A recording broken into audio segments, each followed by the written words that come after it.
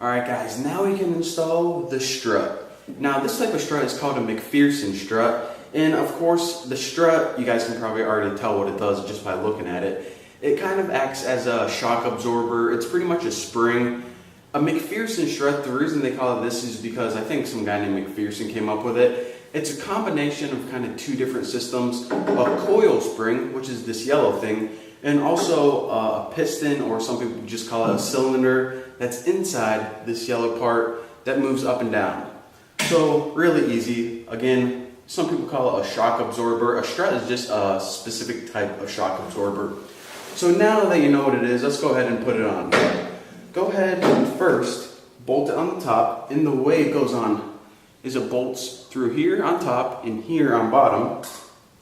So let me do that right now. And I want to show you guys that a problem that we're going to have. So we'll bolt it on top, screw it on real quick. Good to go. So then we go, okay, now I'm going to bolt it on bottom.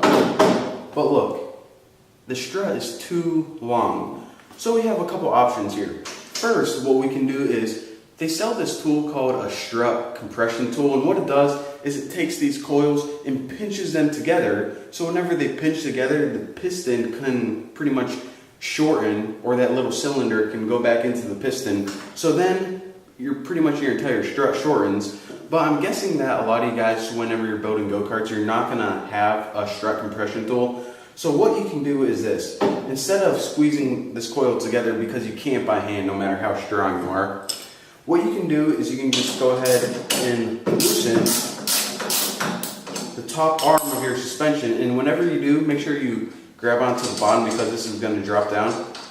Just go ahead and temporarily loosen this, just let it fall down, and now your arm's going to be able to sway and meet your strut exactly where it needs to be. So go ahead and bolt the bottom on.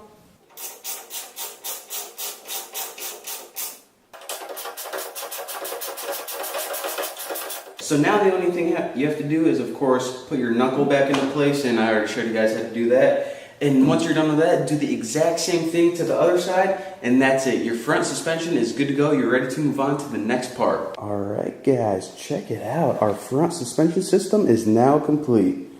Both sides have the struts hooked up. I actually did that one before. And they also got both suspension arms and the wheel assembly, the steering knuckle. There we go. So now what we can do is actually hook up the steering, which of course consists of the steering wheel, and you know, the brakes, and well, we got a lot to go. We got a long ways to go, but we're getting there. Looking good so far, so congratulations, and we'll see you guys in the next video.